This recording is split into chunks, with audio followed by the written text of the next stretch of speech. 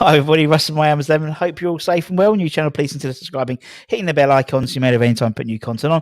As always, I'd like to thank our lovely channel sponsors, Untuck It. Check them out in the description below. Just before we went, Lee's like, do we cut? Do we edit? No, we don't.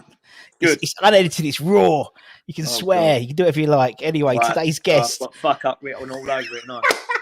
That's it. Demonetised already. Thank you and good night. Cheers, Anyway, mate. Lovely. Anyway, so we got today's guest. I think it's our 61st ex-player we've had on the channel, which is mental. So it's Lee Hodges. Lee made 6 appearances for the club. We'll talk about his debut because it was somewhat baptism of fire, to be fair. But obviously, he came through from a trainee all the way up to the first team, and did what many of us wanted to do. Play for the club. That's what we want to do. How are you, Lee? How are you, my man? I'm good, thank you very much. Good, thank you for having me. Absolute pleasure. How are you in this weird world we live in at the moment, mate? Yeah, not bad. Not bad. Trying to get on with it like we all are, I think, and just hopefully it just gets back to a bit of normality and just have a normal life again. But got to do what you got to do and just get on with it. There's not much else you can do, is there? Yeah. Nah, there's not much you can do about it. Keep your head. Yeah, as long as you got your health in it, as long as you got your health, jobs will come back and everything like that. But it's the health that matters. But no, it's very, very true. But there's plenty of football to keep us busy. That's all right. It's my lifesaver. I can't lie. I mean, if football weren't on, I don't know what I'd do, to be honest. But yeah, and they're on every day as well, which for me couldn't get much better. But yeah, it does seem a little bit. I'm not too keen with no fans in there and that. It just don't feel the same. But I'll take it as it is, and exactly. I'll take it where West Ham is. I'll give you a clue. We'll have that. We'll have that. Too much, yeah. No, yeah, it's the one thing we don't have to worry about in lockdown. It's like I don't think I could cope if we had like a West Hamish, a West Hamish season and being locked down. It'll just take us over the edge. I think, I'll be honest. But yeah, it's all going well at the moment for the boys. And you're right, it's a bit weird at the moment with no fans, but yeah, it's what you can do, isn't it? Yep. So I think I've actually officially completed Netflix. I've had a good go. But I'm a sport person, so I'm just don't normally watch much telly, just as long as it's sport, really. But luckily enough, football's been on.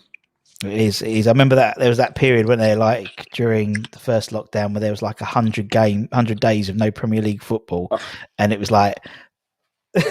Yeah, no, that was a proper Debbie Downer. That one, that done me bad. That one, that was a long time. That no football, no nothing. That was a long few months. It was, no football. We couldn't go golf, couldn't do nothing. It was ridiculous. Yeah, absolutely ridiculous, my man. But for those of you sort of less experienced fans, we'll call them less experienced fans, the younger ones amongst us. You'd be like, who's this bloke? I don't know who this bloke is. So Lee Most played people for the probably. No, Lee. No. Don't put yourself down, Matt. Lee, as I said to you before, it doesn't matter if it's Mark Noble 500 odd or it's someone else who's only made one. You're in a position where anyone, a West Ham fan, would just swap it just for one of your appearances. You know what I mean? It's just for 1 minute. I was at just for 1 minute. Yeah, exactly. I was a West Ham fan myself, so just the one. No one could take that away from me. Nah, exactly. Well, I mean, you're a Plasto boy, weren't you? Plasto boy. I was East Ham. I was probably about 3 roads away from the ground. So amazing. I used to hear it all the time. And then I started going when I got a little bit older and stood in the North Bank. Couldn't see much probably because I'm not the tallest person. Same like me, Lee. I still can't see anything anyway. It doesn't make any difference. It was for me. It was a dream just to go training. And at 1 minute I was watching them, and next minute I'm cleaning Dixie's boots and getting a lift in with Mark Robson, and he's talking to me, and I'm thinking, oh, mate, what's going on here? What's going on? But. And that's true. I mean, that's the thing. I mean, because obviously you were Arsenal as a schoolboy, weren't you? Was it Arsenal as a schoolboy? Yeah, I was at Arsenal. Then I went Charlton. And then, West Ham come in at last minute just before I was going to sign to YTS. So I'd already sort of signed for Charlton really, and it was all sort of done. Yeah. But once they come in, I mean, it was a no-brainer really. Yeah. Yeah. It's funny. We interviewed Rob Lee recently, and he was obviously at Charlton. And when he was at Charlton, he thought he was going to go to West Ham next. Obviously, a West Ham boy himself, but he ended up going to Newcastle and having the career at Newcastle, and then coming back to West Ham when he was 38. But you got in there. You got in there at the beginning. You got me at the beginning, which was great, man. But as you said, being a West Ham boy and, as you said, just turning up training these people that you were in the stands a couple of years. It must have been just complete head fuck, to be honest. Yeah, it was different. Like even just the first day training and all the first team, you got to go in the room and collect all the kit and put it all into different bags and then get their boots and they're all getting ready and you're thinking, oh my God, like, I mean, I probably was the only West Ham fan that was there. Oh no, I don't know who else, but I felt like I was the only real main West Ham fan, like who used to go, and so it was a mad time for me. Really, it was a strange thing getting on the 173 at Beckton and getting there, and I just didn't know what to make of it. Really, it was it's amazing. Yeah, it was. Yeah, I can totally get that, because I think everyone, as you said, everyone, when we've got a few people watch this channel now, which is good. But every one of them would have probably swapped their kids maybe. Yeah, I watched this thing of Mark Noble, and he said I would have for one game. Yes, I would have took and played, and I felt exactly the same. The fact, just to hear the eye forever blowing bubbles when I was out in the middle of the pitch, that still, when I say it, just makes me go cold. Just really, I can totally get that. They can't, and little things like that. As much as I was unlucky, I had injuries and bits and bobs and that. I was a very, very lucky boy, and I would never say I was unlucky, or I was a very lucky person to do and see and have what I did. Yeah, and as you said, that those memories no one can take away from. So I wish I'd have saved more. Really, like I didn't save many shirts, and I didn't. My mum and dad have got quite a few bits, but I've only got daughters at the minute, so not at the minute. I'm only out. That's me done anyway. But me too. Daughters, but so I wish I'd have saved some stuff and bits and pieces. But when you're in it, you just think, what's the next game? What am I going to do next? I felt a bit of invincible. Really, is the way to call it. But I know it might sound a bit flash, but you just felt on top of the world. Everything you done, there was nothing that could really touch it. No, of course. Being out there, so it makes perfect sense, man. It makes perfect sense. And obviously, obviously you signed and you made your debut. And as we said, it's a bit of a baptism of fire, particularly for a West Ham fan as well, being Tottenham away. Coming on as a sub, not even starting, coming on as a sub as well. So having to stand as, you must have been flapping a bit. I'll be honest. Do you know what? I was, but like you pick bits from the moment. Obviously, I didn't think I was going to get on, and then I sort of run down to the corner to warm up, and like the West Ham fans just sort of, they was already probably standing up, but they sort of give me a proper clap, and I thought, Jesus, like I turned around to think, who else is warming up, because they can't be clapping me, like, and they were. So then I thought, bloody, like, it was 1-0 down. I thought, he's going to go and get warmed up. I thought, nah, I'm not going on. Next minute, he said, get stripped. I thought, I remember clipping a ball down the line, and then the next minute, I remember they had a corner, they've headed it out, and now I'm on. Now I'm not. I used to be quite quick, and I thought, I'm in here, and I just see a geezer coming to the right hand side, a Tottenham player coming from the right. I thought, take another touch. Normally, I'd just be gone. Yeah. Well, Nicola Berti put me in row Z, and it was probably the loudest cheer of the game. I've done a triple salto in the air, landed on my arse. I thought, there we go. That's probably not as not a good start as I thought. Yeah, welcome. Yeah, that is exactly right. Yeah, but I mean, as you said, it was a bit of a baptism of fire. But as you said, that I mean, you end up. I mean, to be fair, you play in the Premier League as well. Not only you're playing for West Ham, but you're playing in the Premier League, and you again, boys would be swapping their, all they have their worldly possessions to do that, and obviously playing the FA Cup as well. And you played against Tottenham, you played against Arsenal, Everton. These are good teams you played. You weren't playing like against, no disrespect to us, but like against Doncaster or something in the cup. These were big teams. You normally do, yeah. No, I was lucky. Like the FA Cup, the quarterfinal was probably the biggest game I played in. And the replay, that's when I remember. That's the goosebumps for me. And when John Hartson scored, to be in the middle of the pitch when he scored and we 1-0 down, diving in the chicken run, and just all I could remember was just the boos hitting me. Like, you don't have been on top of him. I could just smell boo, like alcohol. I was like, "Fucking hell!" But it's mad, isn't it? How little things you think like memories, like. And then it went into extra time, and I remember the gaffer talking. And I didn't listen to it. All I was listening to was like, I'm forever blowing bubbles, like just echo because when you're in the stands, like you go, this is loud, this is. But in the middle, it was like, it's like, if you couldn't hear, it's just deafening, like. Yeah. But and I know we got beat on penalties, but I just walked out that ground like. I'm short, but I was like 6'4" walking out that place. It was weird because I was living with mum and dad, and that was only round the corner. So I just drove around the corner, and it's about, I think it's probably about 10-minute walk, 2-minute in the car. I jumped in my car around the corner, and they was watching it on telly. And like, my mum and dad normally come, but they never, or my dad normally comes, but they never thought I'd get on or anything. So next minute I was on the pitch. So very surreal. Amazing. Very strange. Amazing. My door next day just didn't stop knocking, and my mum was all her friends. He was on the telly. He was on the telly. I used to sit there, and the telly was right by the window. Just see the kids just all day, just looking at the thingy. And so it was. But I loved. I mean, it was just amazing to be in that situation. So I never. Yeah. Of course it was, man. And obviously, you mentioned the gaffer. Obviously, we've had H on.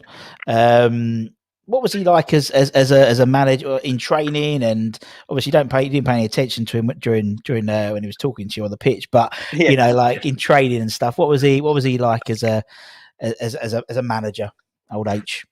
He was just a nice bloke, but he's just he didn't really he got involved in the training when he needed to. He didn't take it much, but then he would step in, and if it weren't good enough, he'd let you know. And I mean, for me, I was a little bit disappointed I never got more of an opportunity. Fair enough. Personally, and he had his reasons. Yeah. You right? Reasons. Behind it. Yeah, sure. Which I didn't. I don't hold him to it. I'm not. Yeah. You either have your team, you have your team. And that was the reason I left, and that's the reason. Yeah. Because obviously they offered you a contract. If it's meant to be, they offered you a contract, and you took it down to go to Scunthorpe. Yeah, to go to Scunthorpe. Which everyone on that would be sort of baffled by it, but all I asked him was,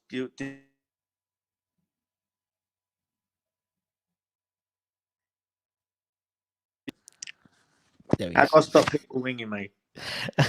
You're such a popular man, Lee. That's why. No, I don't know why they're ringing me. I told no one to.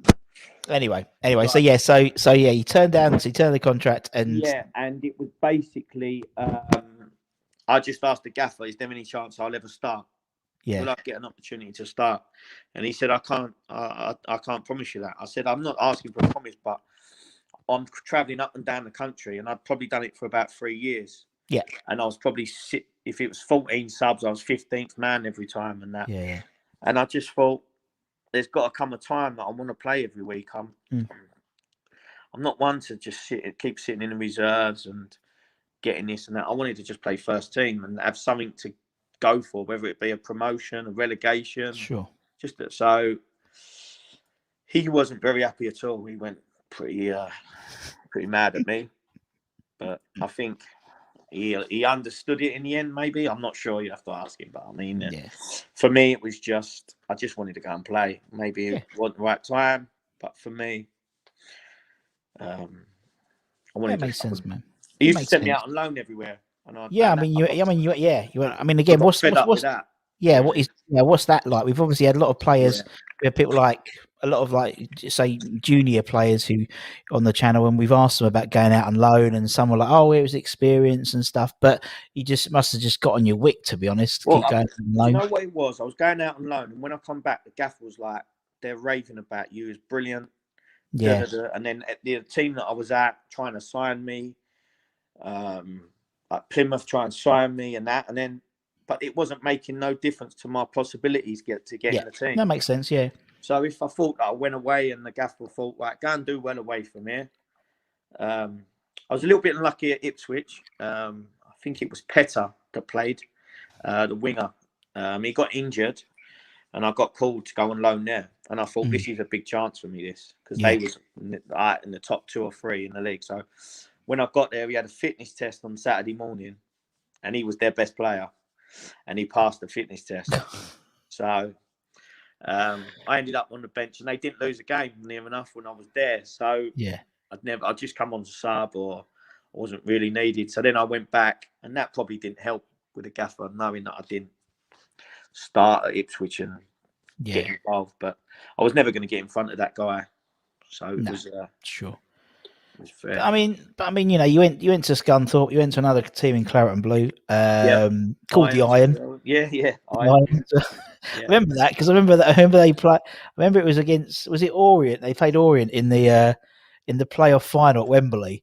Yeah, Orient brought like 60,000 fans. Yeah, and all the Scunthorpe. Exactly, yeah, it was a great game that was, and all the Orient all the Scunthorpe, you all just support West Ham, and I was like, well, you're Claret and Blue and called the Iron. Come on, you're halfway there. But anyway, and obviously you played loads of games for Scunthorpe. That was like your main club, and as you said, you were justified in terms of making your decision at a relatively young age to not stay at West Ham and go to a lower league team to play football. So. You still then and you said that you paid over 100 and something million, loads of games. Loads of games. I mean, for me, it's probably I couldn't win either way, because people say you should have stayed and you'd have never known. But and people say, oh, well, at least he didn't hang about and just take the money and just sit on the bench and not get involved. So for me, I just wanted to play. There's nothing better than getting up on a Saturday morning and you've got a first team game. You can have as many reserve games as much as you want, but the first team game, you've got the butterflies, you've got the night before, you're in the set pieces on the Friday, you've got a buzz about you, there's a proper crowd there.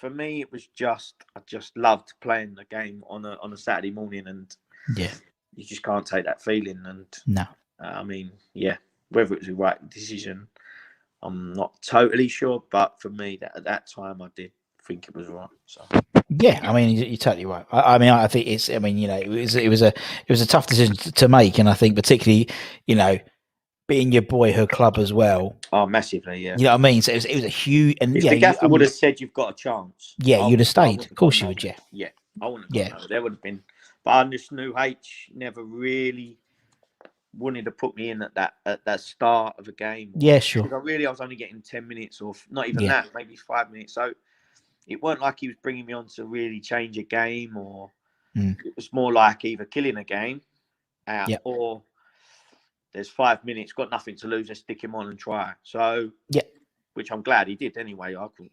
Exactly. Yeah, that's what I mean. Excuse was I got to play, so I didn't care. But but if we're 1-0 down and he brings me on with 20 minutes to go, you know that he thinks something of you, There you go. I'm back. Yes, it wasn't me. That's all I thought. It's my fault. Oh, Lee's in that spoken. No, it's fucking me. That's it. Come on. That doesn't matter. Carry on. Okay, so what we'll do, I think we'll let's talk about your Hammers 11 before my internet breaks in. So basically, everyone we have on the channel, bar Harry, actually, Harry didn't do an 11. Neither did Bish and Rio Coca. Everyone else has put together an 11. So the idea being is, if you had to put your dream 11 of the players you played with and trained with during your time at West Ham, who would you pick? That's basically it. So all bit of fun. It's all a bit of fun. Right. Yeah, cool. Okay, let's start. And I know we said we don't do any editing, but we're editing that bit out. Me, so don't worry. Yeah. There's always a first time, right? Okay, so let's start between the sticks. So you know who because obviously you had some good goalies really your time there. Yeah. Who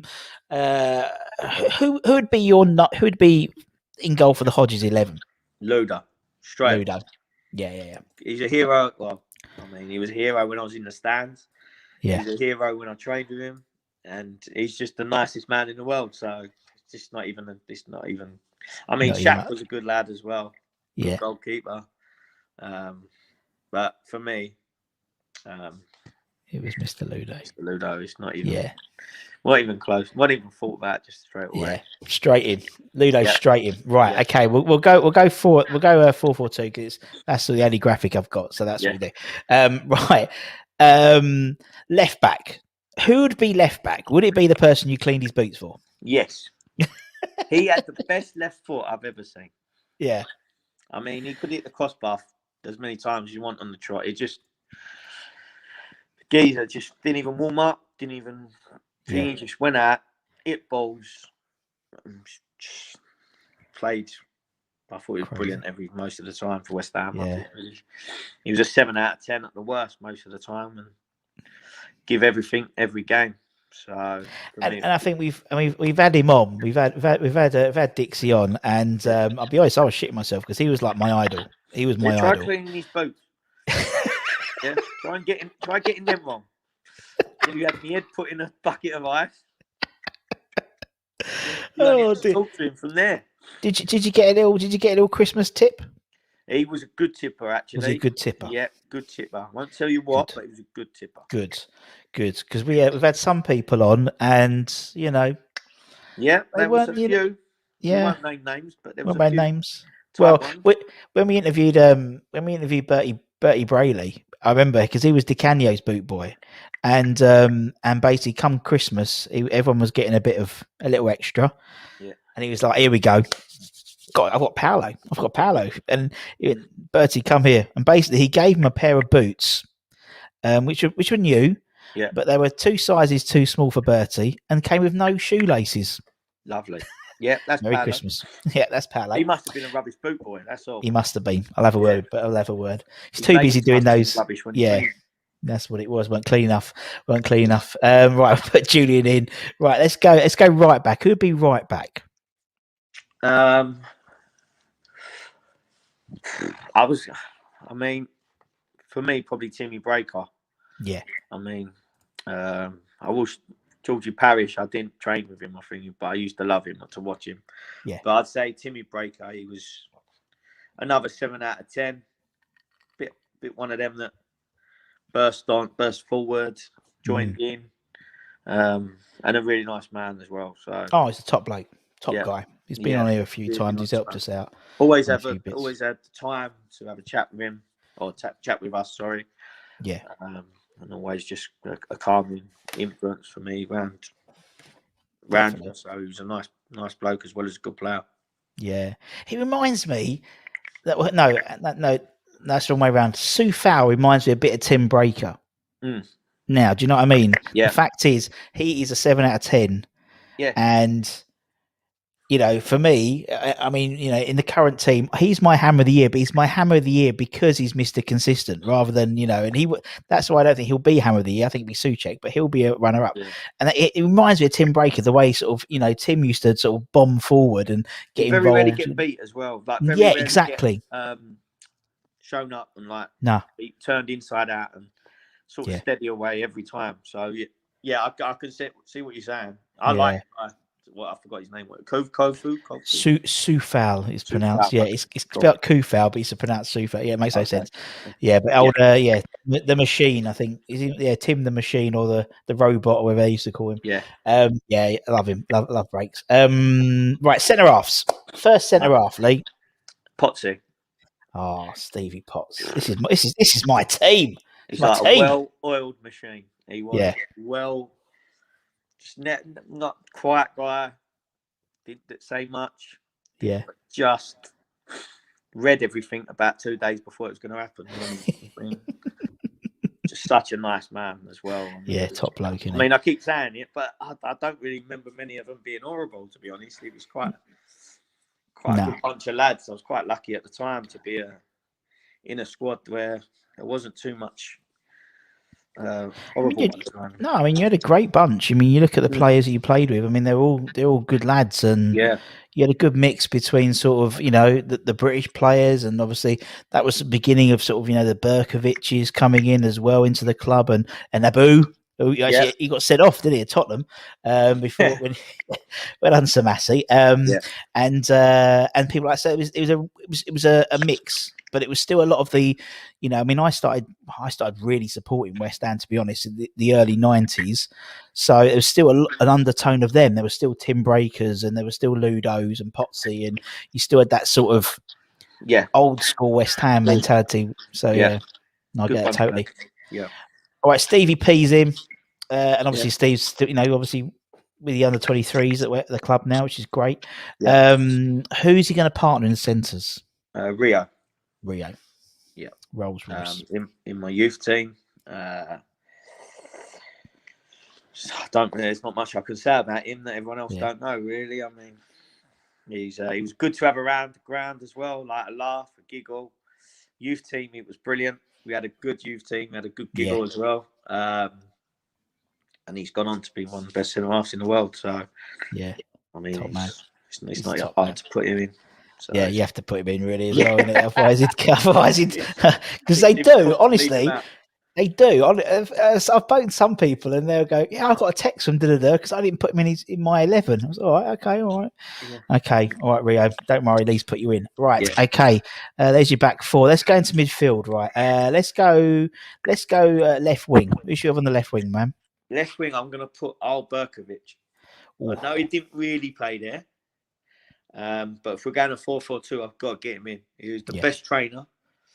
I mean, you couldn't get the ball off the geezer. I mean, if we had a keep ball, I mean, you just want to kill him basically because so energetic. Just pop it round, John. You just couldn't. Where's he gone? I mean, and Harry used to like this keep ball where we had to have man on man. So you had to stay with your man. And if you got him. Oh, you're just basically just chasing around like an headless chicken, basically. The geezer, the bloke, and he played in my little sort of position as well, which so I used to love to watch him more. Like I could just tell on the ball he'd create, and he was always in space, and I thought he was for me. I mean, I probably left out quite a few, but I've always gone for the first person that comes to my head. Yeah, defo. And he's going to go on the left. I mean, he won't be happy. He'd probably sulk. He was a good sulker. I can imagine. I can imagine. And, but he was just mustard, weren't he? He was such a good. I mean, we've had we've had Artson on and people like that, and them two when they obviously when he signed for it, and Hartson that following season had hit 24, 25, 26 goals some of that season, and most of them were little dinks from Berkovic, and oh no, he's a fantastic player. He's one of the players I think now who could walk into a top four side now. Do you know, like the way he played, because he just had that just time on the ball, like David Silva. Always had time on the ball. I just think he was a phenomenal player. Yeah. Right, okay, we'll put him here on the left, and he can sulk. Who are we going to have on the right wing then? I'm going to have Trevor Sinclair. Oh, that's it. Good old Trev. He calm, and when he calm, he just lit up the place. Not on the pitch, but in the change rooms, and his banter and his live, and he's just always quite an happy guy. And he is, he sort of rubbed off on everyone. Brought a good vibe to the club, and then as well, obviously, he was banging in goals as soon as he come, and then he went and played, he was playing for England at the time, and he's one of the best players in the World Cup. And I mean, what can you say? Yeah, he stood out for me as well. Straight one of a bit like old Berkovic, in training, he was a bit of a machine. Yeah. A bit like Matty Rush, like we were talking about, like that sort of stature, it's just like someone had just chiseled them out, all the bump, it was all in the right, solid. So yeah. And I think we've had most of this fucking team on my show. And with Trev, I mean, with Trev, you told me to say, wasn't it? Yes, yeah, that's what I said. Yeah, all of yeah. And because you put Trev in, he'll like it and retweet it. So that's all right. So it's good. That's good. So there's certain players when people say this player, like that's all right, I get a like. But with Trev, I mean, it's funny when we interviewed him and I said, what was it like? And he, coming from QPR, and he's like, oh, I was down in the dumps at QPR and I came to West Ham and it was like the fountain of youth. I was just revitalised. But I came in and I didn't think I was going to get in the team. I was like, what? Honestly, I had no confidence at QPR, like coming in from QPR. And I faked it for a little bit, to sort of, because there was big personalities there, but I became a big person, as you said, sort of lit up the room and stuff. Now he's a top bloke, Trev. Lovely guy. Does a lot. Helped me out a few times as well. Everyone helps me out. It's lovely. Right, I'm just a ponce. Everyone just like everyone. Can you do this? Oh yeah, I'll do this. Yeah, okay. Right, okay. We'll put Trev on the right. Central midfielder. Who's your first centre midfielder then? Frank Lampard. I'm gonna go Lamps. Yeah. Another one. I mean, he didn't start great at West Ham, no, but he was always sort of scoring. Even when he played bad, he'd still score. And then, I mean, no one can knock him for what he's done and where he's gone and how far he's gone on. I mean, I knew he was good, but I didn't know he was going to be probably one of the best centre midfielders that's been in the Premier League. I mean, his goals are. If you, I don't know how much you'd pay for someone to guarantee you goals like that now. Every season. I mean, normally in the 20s, 25 goals a season. Mental, yeah, and he was a good lad as well. One of my mates was with him quite a bit, and we was good friends, and he was a top player. Yeah, and why we're speaking to some people, they talk about Frank. Like the last one off the training field. I think he was a little bit lucky, because we had to do the jobs. Yeah. So I mean, he was allowed to go out there and be the last one off the training ground while we was doing everything else.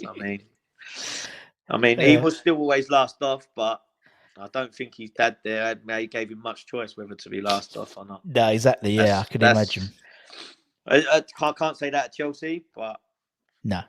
Yeah, but I mean that's fair. But then that's it. But it is, and it's funny. We had who do we have on recently? We had Joe Seeley on, and he was talking about obviously his dad, and obviously he was in the you played with Les. He was in the squads. But when Joe started playing at West Ham and training, Les wouldn't give him a lift into training. He had to make his own way, and he was at Loughton at the time, so that would have been probably a train to Woodford, get the loop. Good slap, that is, yeah. That is a proper schlep. Yeah, it's a tough one to get there. Yeah, it is from Loughton. I mean, I live in Hornchurch now, but I was a Loughton boy for many years, so yeah, I know exactly. I know exactly that trip to Chadwell Heath from there. But things like that, and as you said with Lamps, it was almost like with his dad, there, and obviously Harry being his uncle. It was always going to have like a weight on his shoulders anyway. Yeah, there was pros and cons for anything. Yeah, exactly. Really, I mean, there was pros from certain things, and there was cons. I mean, it was tough for him around the boys because they didn't know what to say and stuff like that because of what could get back. But Lamps weren't like that. Lamps weren't like that anyway. He wouldn't say anything, but the boys was a little bit. Yeah, well, that's fair enough, isn't it? Yeah, you understood it, right? So there was pros and cons for Lamps. He didn't get it easy in certain things. And then he got certain things that he could get away with that was a little bit easier for him. But he deserves everything he's got. There was nothing. No, I agree. No, totally. Right, so we got Lamps. Who's Lamps going to partner in the middle then? Bish. That's good, man. That's the second person who gets a like. Bish. He's his passing was unreal. I mean, if he had had.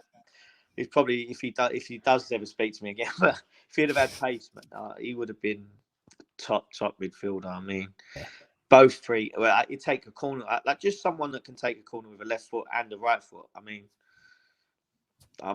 everyone goes, "Oh, you should be able to kick with both feet." Yeah, well, practice as much as you want. It's either natural or it ain't natural. It's tough to do that.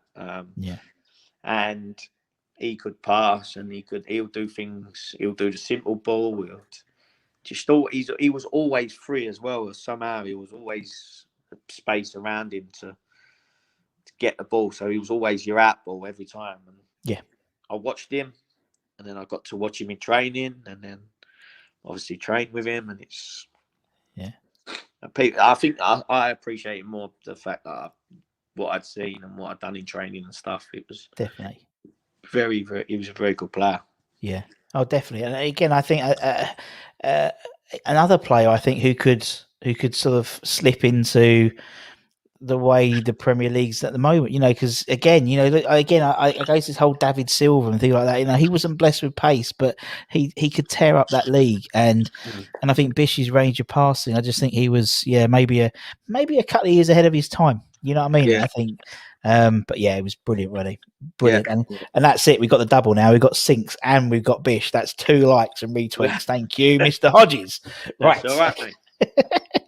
If only I told this. If only you planned this before, it'd been perfect. Right. Know, okay. Yeah. Who's going up front? Who's your first striker, my man? Di Canio. Yeah. Paolo. I mean, not the happiest man in the world. No. He turned up and he was different. I mean, he had his own warm-up coach. He had his own this. He had his own that. I mean, he would walk off. If you're giggling, he won't be happy. And yeah. But then the next minute, you go in the change rooms, he's giving you a card. Hey, how are you, Hodgie? And all that. And I'm thinking, how do you remember my name? I mean, I'm happy that I'm talking to you, let alone anything else. Yeah, but yeah, he was brilliant. I mean, you knew exactly every trick he was going to do, and you couldn't stop yourself. You had to go for it every time. Yeah. It was that fake back heel he used to always do, where it was like he was so over exaggerated. It was almost like, right, I'm going to do a fake back heel now. Yeah. Okay. The cross one. Yeah. He looked like he was going to cross every time, and you had to go for it. And then the one time you didn't go for it, he did it. It's just he was amazing. He was another one not greatly blessed with pace, but didn't need it. Didn't need it. And I think with him, obviously there's 2 sides. Obviously there's the Di Canio that we see, turning up and being, the mesmeric magician or being the petulant child or something like that. And obviously you said Di Canio training, and Di Canio training is very, very different, based on what side he woke up at the bed. Yes, exactly. That was a good way of putting it. Yeah. That's what Harry said as well. That's why 1 minute you can wake up, like 1 minute we're running down the pitch and he's having a giggle and a chat and mucking about. Yeah. And then next time we'll all be laughing and he starts storming off that we're not taking it serious and stuff. But Paolo, so you can't argue, right? No, it's Paolo, isn't he? So. He's Paolo, isn't he? Right, okay. And then there's one more spot, Lee. Who are we having for the last striker? This was a tough one. I was gonna do TC. Tony Buddy, but the impact he had as well was John Hartson. I just think he just he was just such a big man and just such a figure. Like we could hit it up to him, we could join him. He was good with his feet. Him and Kits up top sort of had this. They just clicked together straight away, and I think that was when we was at. For me, when we was at our best, when them 2 were up top, that's when Harry had sort of got it all together with Berkovic behind them, just feeding them. And I just remember him just being a mountain, and like I always thought, if he was playing against him and you're a team and he's on your side and he's going up top, you think, shot that the day off. I mean, there's only one geezer harder than him, and that was Martin Keown, I think, but that's the only one with. Well, that's the thing. I mean, when he scored on his debut against Tottenham, and when we've had him on, we talking, and he said, I knew I was going to score that day because in the tunnel, I looked at my left and I had Sol Campbell standing next to me, and I thought, I'm going to fucking have him. He's going to fucking. And then when the cross came in, I'm going in that goal, and he's going in that goal and the ball, and and he's just he was just that's him really. That's just aggression. If he was really, on it as well, if he fancied it. I mean, he could. He was a good player. It's a tough one, but I mean. No, I agree. I think that was. I think TC was maybe towards the end of his his career, whereas Hearts I'd and be doing it as a West Ham fan rather than as a West Ham player. Yeah. No, I know. And it'd be probably a complete. It'd be exactly. It'd be a different 11, totally different, or maybe a different. But I mean, it's a good team. I mean, look at that team. That's got chopped before written all over it, Lee. Oh yeah, I'd like to have been able to get in it, but I had no chance. You didn't put yourself in. Yeah.